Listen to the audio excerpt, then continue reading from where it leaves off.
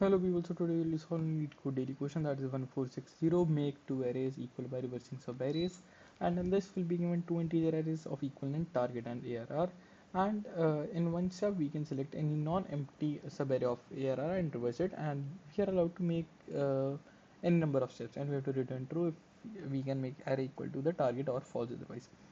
For example, in this we are having the target array as 1 2 3 4 and array as 2 4 1 3, and the output comes out to be true, because what we can do is we can first reverse the subarray that is 2 4 1, so it will then become 1 4 2 3. Then we will be reversing the subarray 4 2 and the array becomes 1 2 4 3, and then we'll be reversing the subarray 3 4 3, so the final answer becomes 1 2 3 4, which is equal to the target. Okay, so there's an easy way to do this, which is we'll be sorting both the arrays dot sort target, and similarly we'll be sorting the array, and then we'll be returning that if arrays dot equal target, that if both the arrays are equal or not, because it is that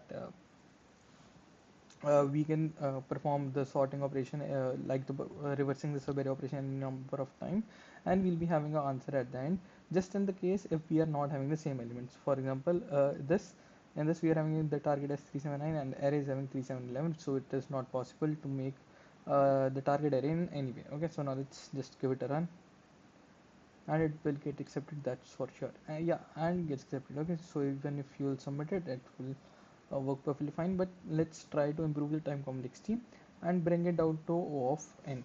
Okay, so for that we'll be using a frequency map, frequency that is equal to new int, and as the question says that the maximum number of elements are the maximum element in the array that can be 1000, so we'll be making an array of 1001 because of the one based indexing.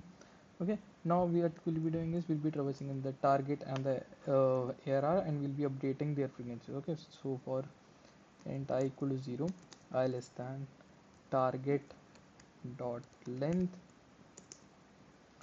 and then I plus plus. So and both the arrays are equal, so that could have been one other possible case if the array lengths were different, so it's not possible to make it into the target array. But now we'll be doing that frequency of target I plus plus and frequency of array I'll be decrementing it. Sorry, yeah. Now what I'll be checking is that I'll be using another for loop, that for int I equal to 0, I less than the array dot length, let's say I plus plus, and then we'll be checking that if frequency of I is not equal to 0, so that means we cannot form the array. In this case we'll be returning false. Frequency of ARR I, or you can even do it for target I. Target I is not equal to 0, or frequency of array I is not equal to 0. Frequency of array I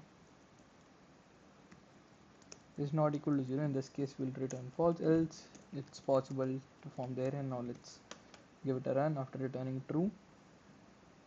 Yeah, and it gets accepted. Now let's submit it, and it works perfectly fine. Okay, so this was it for today. Thank you for watching.